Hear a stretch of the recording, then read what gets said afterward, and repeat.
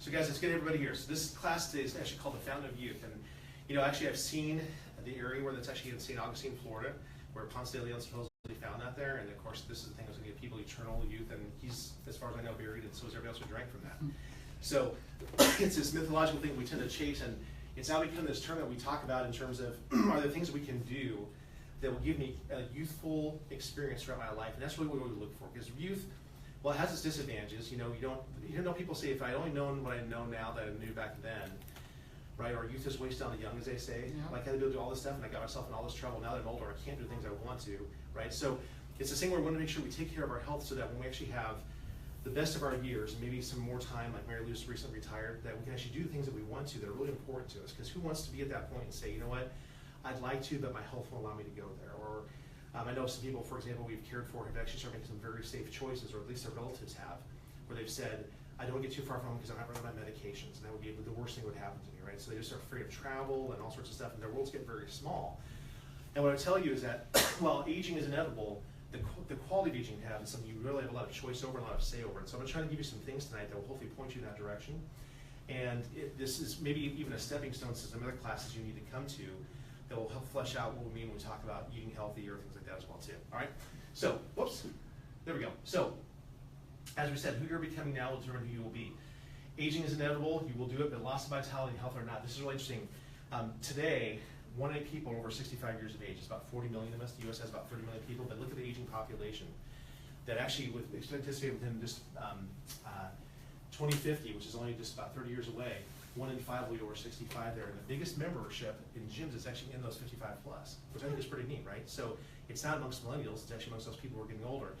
And with 10,000 baby boomers turning 65 every day, this will literally get bigger, because the baby boomers, they said, are the people who wanted it both now and then. They are people who actually grew up in that culture that really celebrated youth, and they don't want to age the way their parents did. They say, I don't want to spend my time like the last 10 years in a nursing home. I want to live fully as I go throughout life. And so there's two tracks, aging well and aging poorly. What they've said is this generation will probably be the first generation that will see the overall age of life expectancy of the United States citizens actually go down. But it's going to be because there's going to be a bifurcation in the road. It's not going to be that more people in the middle are going to be losing it. It's going to be that there's going to be more people than ever making to 100 plus, because they made really good choices. They just informed themselves and actually applied themselves to what they know. But we see more and more people now actually getting sicker sooner and dying sooner because of poor choices they made in their lives. They treated their genes poorly, and since that's the majority of people, it's going to pull the average age down, sadly. So I hope you guys are in the former, not the latter category. So tonight I just hope you guys are coming with ears and a heart that are able to listen to what we're going to say and be teachable, because the worst thing you can do is say, I know it all, right? Or I know everything I can possibly do. If that's the case, it's kind of hard, right? I'll just pass it over, right? I don't know everything. I prepare every time I get ready for these classes to see if there's new stuff out there, and I included a few things that I do that. So, aging begins when? When do you think it starts? Yeah, actually, pretty much, you're building a great body for the first 9 months, and as you enter the world and start getting exposed to oxygen and environment, all things that go with it, you actually start aging then. So here's a little guy, gal, pops into the world, right? Super cute, right? And so out they come, they start breathing in air, which oxidizes cells and so forth, and their parents may or may not feed them good things. And right now they leave the hospital having had a standard battery of shots and stuff put in their little system, and all that stuff that goes on ages things faster. So basically, as you grow through maturity, somewhere at a point where you stop growing physically, there's this thing called aging syndrome where you start to decline, and it depends how you care for things at any given stage. For example, there was a study I saw where actually, this is going back 30 years now, women who exercised in college only, there was either competitive athletes or some type of serious recreational athlete in college, if they never stopped exercising or never exercised past college, there was still like a 30% reduction in breast cancer in those women compared to people who were never active. Amazing. So even at these stages in life, we can have benefits along there, but the best things are things we do throughout our entire lives.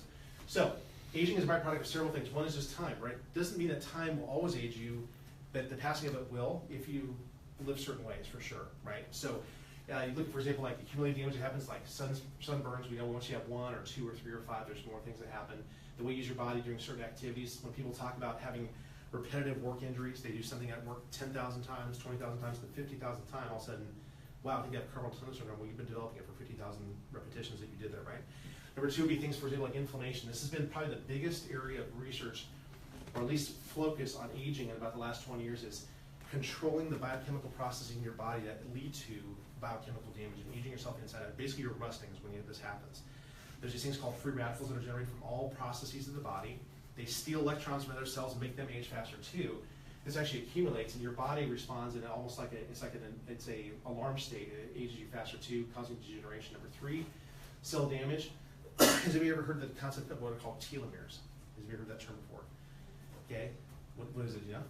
I remember you said it. Yeah, it's a big word. Basically, these things. What's that? It's something to do with the genes, right? That's right. So these things that sit as end caps in your genes, and they actually have these things that actually help control aging and the aging process. They actually have their I think it's, if I remember right, they're sulfur rich, so they can actually help undo like cellular damage that happens, genetic damage from things. As these things get smaller, your cells have fewer and fewer times they can divide. And there are things that shorten your telomeres and things that lengthen them. And we know for sure that good diets, proper exercise, proper rest, living a supplementation-free lifestyle, without question, keep those end caps nice and strong to help your DNA age well. Okay. So once again, how you take care of those genes will make a big difference. And fourthly, protein mass decrease. The fancy term for this is called sarcopenia. So when a person's losing healthy body mass. So there's a point they say it hits about 45 to 50, somewhere in that range here, where if a person is not doing resistance exercise and using their body, the body says, okay, I guess we don't need to invest energy in those muscles anymore.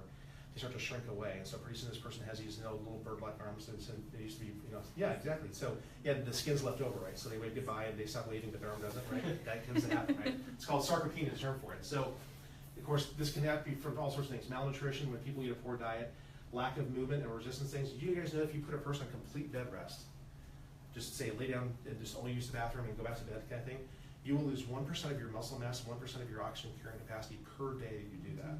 It's kind of scary. Like within a week's time, you're 10% weaker or 10% whatever, right? And then of course things like if you can't absorb things as well, sometimes elderly people have GI problems, they lose their teeth, can't chew as well, cellular loss, and so these actually age much faster. Now, these are all things that age at different rates. For example, they say your nervous system peaks at about somewhere between 20 and 25, and at least the thinking was years ago that your brain would just start to lose cells precipitously past that point. What they learned is you have a lot of control over how many you lose per year based upon this. And there was a huge research article that came out that basically said if you eat the right kind of fats, so in other words like good omega-3s you get from fish or other sources like that, stay out of chronic pain. In other words, don't live a lifestyle that promotes inactivity and taking medication for the pain that results from it, get your body moving, get adjusted, and so forth. Number 3, engage in social things. Like don't become a hermit. You need to be involved in things that get you talking to people. Do things like brain puzzles, crosswords, Sudoku, things like that. Stay moving. And then there was what was the last one? There was basically a positive attitude that you actually can reduce how many brain cells you lose per year by like 95%. If people live in chronic pain, they shrink their brains tremendously faster. Okay, circulatory system, you can imagine a person who lives a sedentary, standard American lifestyle, they start to take the stairs at 50 when they notice, man, I'm just spent, right? I have no more energy left, right? How about respiratory system, right? Just not having the flexibility or the ability to stretch their lungs. The GI system, sometimes people start to have these digestive issues where they have to go in and actually, the doctor's telling them to eat now a diet that doesn't promote diverticulitis, sadly. They've been so sedentary and eating fiberless foods, they're getting these outpouchings of their colon that aren't good for them. And of course, the urinary system, they actually say the human bladder can carry about, 2 cups of urine? By the time you get to be 65, it's like 1, and so all of a sudden you're on trips and people are like, we need to pull over, like, Grandpa, didn't we just do that, right? Well, there's ways to maybe help that as well too. But so the best thing I can tell you guys, that lifestyle is the thing that will help you extend the life of these organ systems for sure. Now, inflammation, guys, is very much like the waves on the shore. The top picture shows a lava shore somewhere in Hawaii where it's being replenished all the time because the things spill over the sides there. But inflammation comes at us in so many different forms, and it's at such a low level. Some people won't even feel it. You often think like inflammation. I would feel that like a sunburn, right? Like that really feels inflamed, or if I exercise yesterday, my muscles are inflamed. It can occur subclinically, meaning you don't feel it. But what happens is you start to wear things away, and very much like the beaches in the sands of time, as they say, start to actually have these problems. So here's this guy from the Study for Aging. It said it caused all sorts of bad events, and sadly, the end result of this inflammation process that happens over time is the things that we see treated now as conditions when we have the aging process hit its low points, like say a heart disease, right? You don't wake up one day with a heart attack and say, oh, I just got heart disease. No, you've been developing that for many, many years. But if I get to a clinical point where now that enough cells have become damaged, you're actually losing heart muscle when that happens, right? Or a stroke. A person actually has 90% blockage of an artery leading to their brain, and the last 10% closes, and all of a sudden they're throwing a clot, and they're like, oh my gosh, the brain's starting to die. They're starting to slur their speech. Well, that's a very late stage in the process. So Inflammation, if you can control it, can prevent those big events like that too. Here's the result of all those things we mentioned here before. Heart disease, type 2 diabetes, stroke, Alzheimer's, all those things have been linked to inflammatory processes, and we want to prevent that. One of the best tests you can do for this, who's ever heard of C-reactive protein? Okay? This is a test that I wish all physicians would do when they do physicals on people. In fact, there's some really good ones here. There's actually, Dr. Paul has one even more specific than this, a friend of mine. But anyway, C-reactive protein tells you how inflamed your body is. Most people get really worried about the cholesterol numbers. They say, oh my gosh, I went to the doctor, my cholesterol was 250. I've got to take a statin drug. He says it's too high. I said, you know what? It's actually not the case. Cholesterol is only, actually your body needs it. It does naturally fluctuate throughout the year based upon a little bit of your diet and activity levels, but a lot of that is actually genetically set. There are parts of the world where actually people have not married much outside the gene pool, so to speak, and they find cholesterol rates of like 300 plus. And yet when you go to the county records, you can't see a single person that's died before 80, and certainly not of heart disease. And it's because they're eating like a Mediterranean diet and things that are low inflammatory states for their body. So what they say is if you have a high C-reactive protein and even actually have normal triglyceride and cholesterol levels, you're at an increased risk for some type of cardiovascular event or for some process like this, as opposed to a person who has high cholesterol. Excuse me, sorry, what did I say? C-reactive protein is high, cholesterol is normal. You're at increased risk as a person who has high cholesterol abnormal or low CRP levels.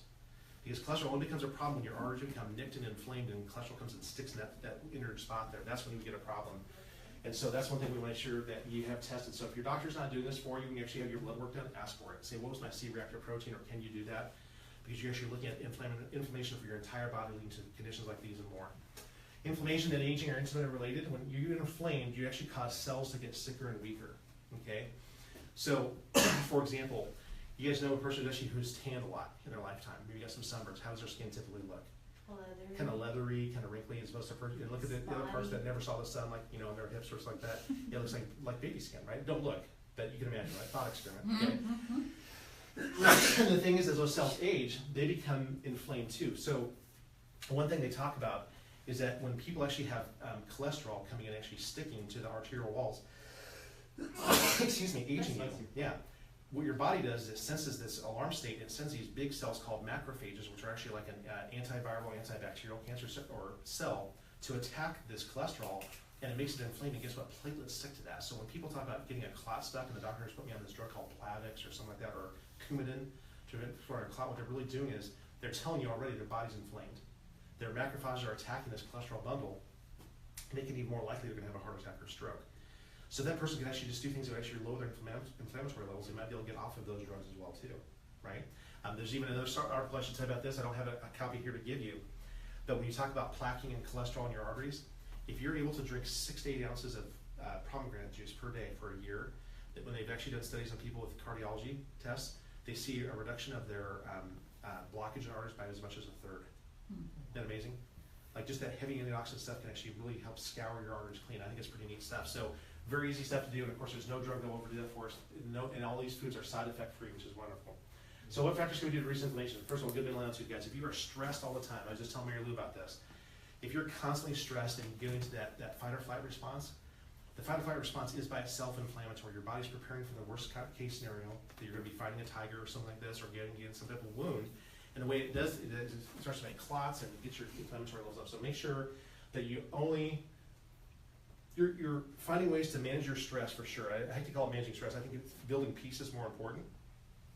But if you are a person who's easily turned on to stress, you have to find ways to diffuse that, right? First thing I would say is go out and exercise. Just move your body. Number 2, some deep breathing. Number 3, there you go. Number 3 would be just finding ways to make sure you turn that response on less often. I've known people who've been pretty high strung who have found ways to make sure that doesn't happen. All right. Number 2, reduce your stress in your life. Like if you have to say no to certain things because it's just too much right now, do it. Right. Some relationships have outlived their usefulness. Right. Have you ever encountered people who are turned into negative Nellies and you're like, every encounter with these people is dragging me down? You may not have the choice of never seeing them if they're family, but you can certainly reduce that, right? Okay, number 3, get check and remove civilization. Yes, for sure we know this, that when you get your nervous system cleared out, there are very positive things that happen, and one is that it resets your nervous system state to a state of rest and digest. In fact, whoever gets adjusted and feels like they need to get home and sleep for a while. Has that happened to you? Yeah. And drink lots of water. Yeah, there's actually a thing that occurs there. It's the parasympathetic system that kicks in, which is the rest and digest mode, that resets you down to a lower level. Okay, you lower inflammation too. Exercise. This is contrary to kind of popular opinion. People think, well, if I exercise, I get lactic acid and get sore and inflamed, right? Actually, it's anti-inflammatory. People who exercise regularly have lower CRP levels. Okay. Number 5, drink lots of water. Why would this be? Well, if you don't drink enough water, guess what? Your body becomes more acidic, right? Your body creates acidic things by the processes of digestion.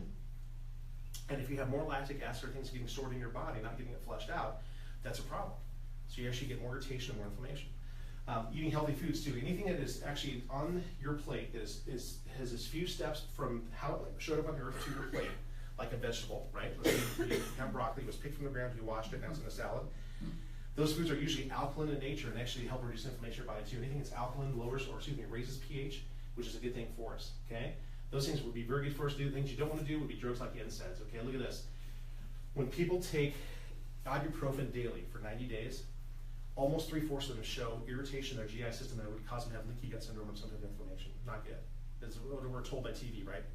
If you have joint pain, for everyday joint pain, you do this, right? And that things can just destroy our bodies from inside out, sadly. That's from the American Gastroenterological Association, which is not, they're kind of shooting themselves in the foot, but they're telling the truth. That's exactly how it goes, okay?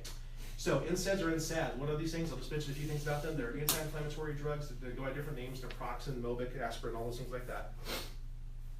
More than 30 million Americans use these things on a daily basis, not like once in a while. They're taking them every day. That's 10% of our nation. Okay, the effects is they do reduce pain and inflammation, which is why people use them, because it feels good. People are often told to take them to reduce fevers, and they do, and to prevent blood clotting. They always say it's your first line of treatment for joint and muscle pain, but here's the problem, side effects. We mentioned before, the GI bleeding in 75% of cases that are taken over 3 months. They actually cause 103 hospitalizations per year and actually kill 16,000 people a year because of what they do to either gastrointestinal bleeding or kidney failure.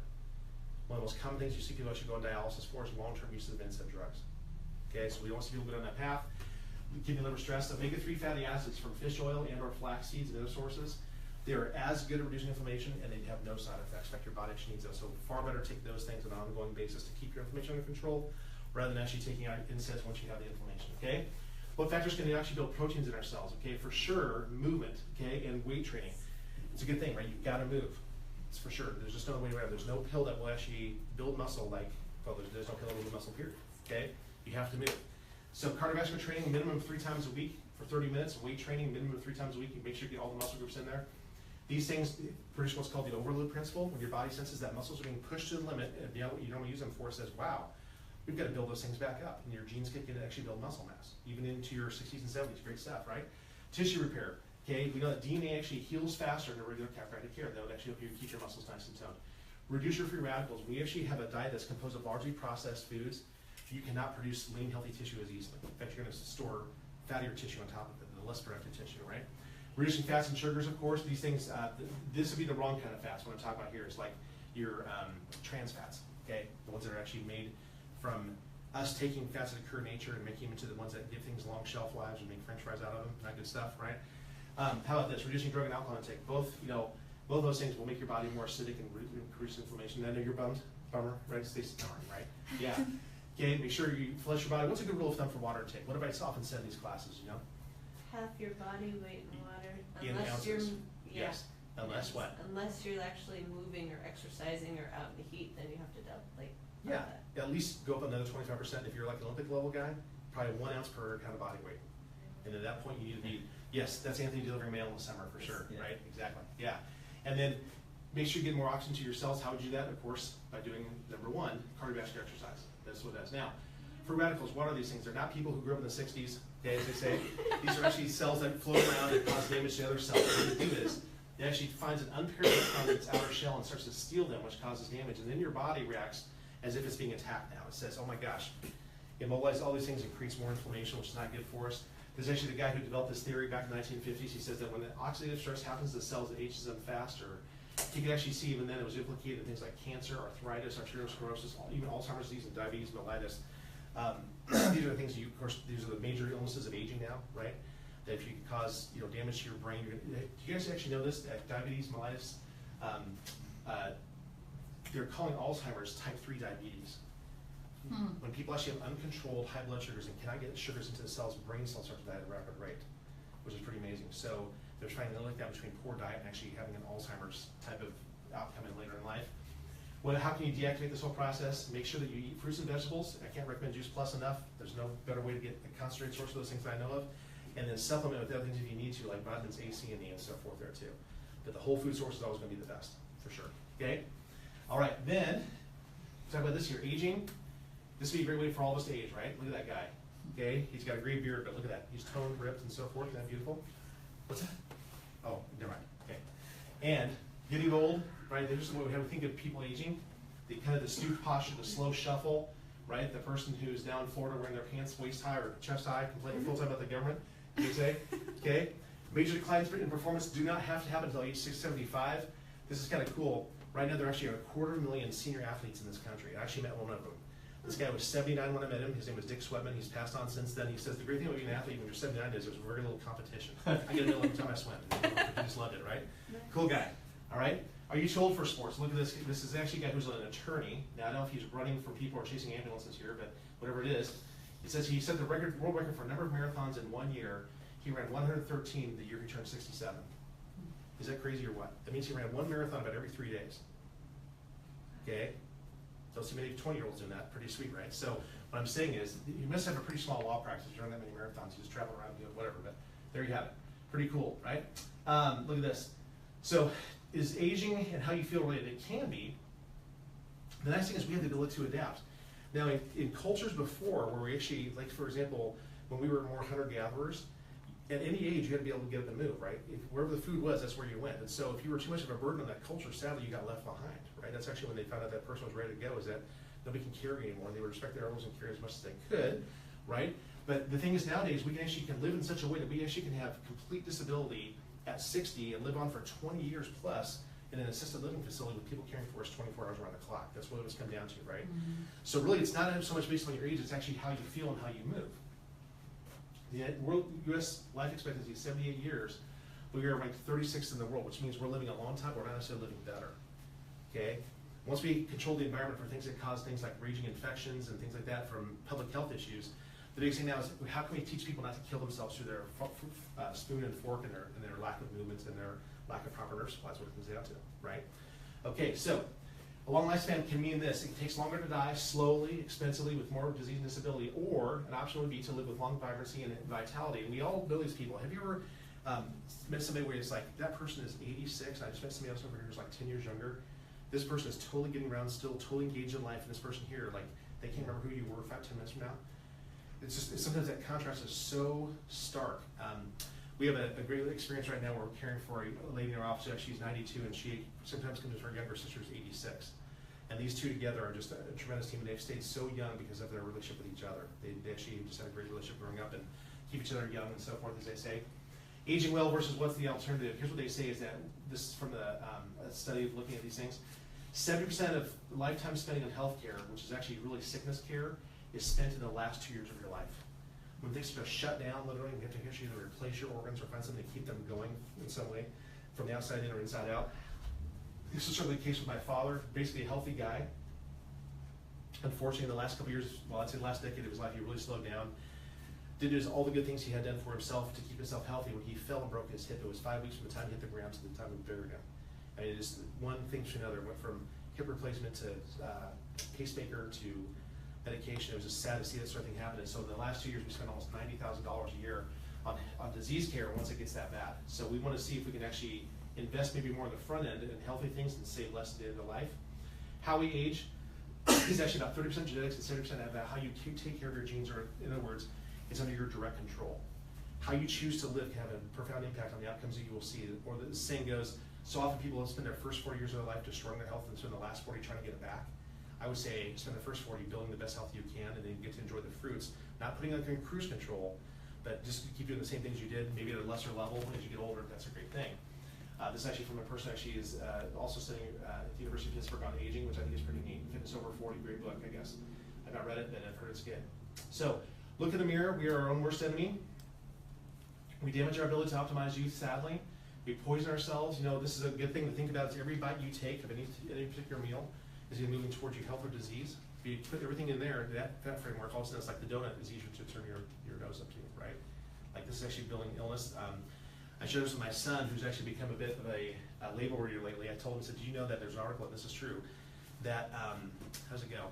If you eat 3 or more donuts per week, your chance of developing macular degeneration go up by about 30 to 50%. And there was going blind. Like crazy over the course of a lifetime because they have fats in there and everything. He's like, Dad, I'm only have 1 donut a week at church. That's all I have. So he's turned his life around. Pretty cool. We break down tissue, sadly, by not caring for it. We rob ourselves of nutrients, and there's lots of ways to do that with medications and stress and so forth. And so we actually leach those things out. You don't give yourself a chance to reduce your stress, and of course we end up with these problems. And of course, guys, these are our choices. Now, here's what I'd say is this. So much of what we do for our lives, for ourselves, is things you learn almost by, as they say, there's ones we learn by what people say, and ones that we learn by doing, and those actually are much harder to break habits because how you learned how to eat, like what goes on the plate at mealtime, is largely conditioned for you, right? So to make positive changes can be hard, but they're still your choices. If you sit back and make a conscious choice to say, you know what, this part's okay, but this part needs to change, you can actually do a lot better for yourself than prior generations did, and then pass it on to your kids and grandkids, which I think is when you really are truly a humanitarian. We go through the basic needs of life, and Stacey and Anthony, you've heard me talk about this probably 5 different times, right? There's 4 things you have to live, and your choices about these things, the quality you get in your life will absolutely determine what outcomes you have. One is, for example, your nourishment, right? You know that food's important, but how long can you go without food before it actually becomes really serious? A month-ish. Yeah, somebody pretty famous actually fasted for 40 days, right? We'd say typically about 50 to 60 days you can make it without food, and it's become pretty untenable life. So the question is, does the quality of what you put in your body make a difference here? Okay, let's say I take Anthony and Stacey and say you guys basically eat the same diet because you live together, you're a married couple. Anthony, you could eat the Homer Simpson diet, get donuts for an entire month. Stacey, you're gonna have fruits and vegetables and lean meats. I test them a month later, who's got better health parameters, do you think? Probably Stacey, right? Safe to say her cells go what they needed, not so good. So the quality here definitely does matter, not just the quantity. More basic than those things is water. Water's important, but it's how much more important. Like how long can you go without water? No, yeah, probably like, we'll say in the ballpark of maybe 4 to 7 days would be about the limits, right? Because what would happen is you would actually sort of concentrate the toxins in your body, you couldn't excrete them anymore, and you would die from that whole process there. So, person comes out of the desert, they're parched and they're hungry.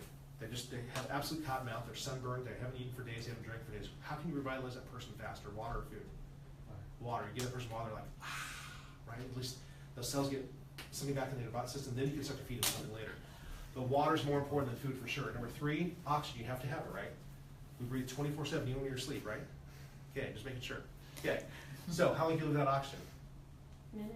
Yeah, we're talking literally just minutes now, right? Stopping maybe between 6 and 10 minutes, that's about the most, right? So anything beyond that, cells start to die and don't come back. So the question now becomes then is, how can I revitalize your faster? Let's say you're kind of feeling sluggish at the desk and you're working and stuff. Would it be safer to get up and move a little bit, maybe, and just get some brisk things, or would it be to feed you and give you hydration? What would be faster? Get up and move, right? Now, not saying that food and water don't matter, but oxygen matters more. And then, of course, the last one is nerve supply, right? Of course, this one usually stumps people. They're often like, wait, there's 3, what would the 4th one be? Let me show you how important this is. If I decapitate a person, how long do they have? Right? Or if I cut the nerve to any part of the body, let's say, let's cut all the nerves to your left arm, how long does it have? Is it like weeks, days? You have none, right? Like it's a split second, right? So this is why chiropractors focus on the nervous system first and then lifestyle, which is why I'm so glad you guys are here, because you guys are all involved in that process. You are getting your nervous systems healthier, and you're also getting this teaching tonight about how to improve your lifestyle outside of our office too. So if we come upon the scene of an accident, we have one person who actually has potentially a broken neck, one person who actually is bleeding pretty profusely, and a couple people who are actually thirsty and hungry. Who do we triage first? The broken neck first, because if that person moves wrong, they're gone. Then we just put the tourniquet on this person until the ER shows up, and then we last stick the person who may be thirsty or hungry, right? So here's my thing. Do you see why chiropractors do this first? I don't have a problem with modifying your diet and lifestyle. In fact, I promote that stuff. But I'm saying if I do that first without taking care of your nervous system, and maybe your nerves to your stomach are shot, we have a real problem, don't we? We can actually have very limited or not so good outcomes. That's why we do the things in this order, okay? So the brain nervous system are the first to form and the last things to shut down. They're totally encased in bone for what reason? Why do you have bones around your nerves? For protection. God did a pretty good job protecting those things to keep us alive, don't they? So without that control, we would actually have no control over our body. All systems are controlled by it. That's why we do what we do. When the spine and the civilization are free, you can actually do your job, which is control your body functions much better. So guys, we're coming to the bottom point here, which is really what is the take home now, okay? Why did I sit here tonight? Hopefully you can answer these 3 questions with some clarity, or if you don't have that, then we can actually help you find that clarity the next time that I see you in the office. So here's question number 1 is this. what is the one thing I need to do that is the most immediate for me to work on? Maybe you set your time and say, you know what? If I keep not moving my body exercise-wise, like I've become a bit of a sofa slug lately, I just kind of come home and crash, right? I don't do much of anything else. That could be a real issue that can shorten my lifespan. Well, you need to write down what does it need to do. And it needs to be specific as you can make it. Like, I'm gonna walk 30 minutes 3 times a week. Okay, great, you've got that. And you need to find a route, maybe you need new shoes, I don't know what you need, maybe you need a walking partner. You could be a host of things you need to do, but to get there, but you don't need that sort of thing. Maybe it's that you say, you know, I'm gonna drink 2 glasses of water per day, the rest is soda pop. Well, we need to change that, no. Right, we change that ratio of what you're drinking. Great, so whatever it is, write that down. Number 2 is this, make sure you're caring for your nervous system. And a lot of you can do on your own, do you know that? Like if you start to slouch at your computer, just take a posture check every half an hour or so and say, okay, good, here we go. Or Anthony's shifting his bag from one shoulder to the other, right? Things like that. Okay, when you're driving down the highway, make sure you're not slumped over the car, whatever it needs to be. Make sure you're getting periodic, you know, when you get to your wellness care, getting your spine still checked to make sure that it stays healthy, to be subluxation free so your nerves are 100%. And then lastly, guys, is the person who's not here, right? We actually have 3 people here. We should have hopefully 10 more chairs next time we do this class. Who do you know that needs to know what you learned tonight but doesn't, right? What can you pass on to them that would make their lives better? That's where I want you to think about this, because Anthony's, or excuse me, not Anthony, but Kenny's gonna be at the door when we leave tonight, just simply say, hey, did any names come to mind, and what's the next step? Some people actually have told us, I want my brother, we actually just have somebody's gonna bring their brother to their next appointment. Some people say, I'm gonna bring them to this class, I'm gonna make sure they watch this on Facebook Live, whatever we can do to help serve them better, and move them one more step, or maybe 5 steps, or 10 steps towards health. I wanna help you in that whole process, for sure, okay? And I wanna thank you guys for those people who are here tonight, guys. When you think this way, you're thinking like a true humanitarian, because you're caring for yourself, you're caring for others. Now, oh my goodness, I have a slide missing from this one. No, I'm good here, guys. I think this is it. I think the next one is, guys, the fountain of youth, there's no secret to it. It's actually just maintaining and optimizing your health. That's what it comes down to. Okay, I think I have my slide. Oh no, it's not in there. I have a great one. The slide I want to show you is there's a picture of a woman who has a massive collection of pill bottles, and she's absolutely shocked. She's taking this much medication like this. And this one is a picture of Ernestine Shepherd, who I think is the oldest bodybuilder in the country. The picture saying she's 74, and she's about 40. I mean, she is one of the most fit people you've ever seen. Like, that grandma would not mess with her at all. I would pity the person who meets her in a dark alley and tries to take her purse. They're going to be in serious trouble, okay? So, anyway, guys, with that being said, I want to thank you for coming tonight. I hope that this was actually helpful to you, that actually you get away with at least one thing you can do differently for yourself, be it in my office or away from here. And number 2 is you can help somebody else away from our office too. Pass on what you learned tomorrow at work. Just be a humanitarian, share with them what you learned, and help their lives do better too. Okay? So as you know, the talks the rest of the month, I believe, are, next week is one on actually kids. I think it's actually raising healthy kids. And then we actually have, at the end of the month, the Tuesday when we come back from Memorial Day, is Joe Kavanaugh, talking about strengths-based living. When you actually live your life in line with the strengths you've been given by God, personality-wise, and your makeup, how easy life can be and how wonderful it can be then too. So I encourage you guys to come back. He actually has an incredible story. He has coached thousands of people and hundreds of people to become coaches. Really good guy. He's actually worked for Gallup and other organizations like that too, so please come to that class. Okay?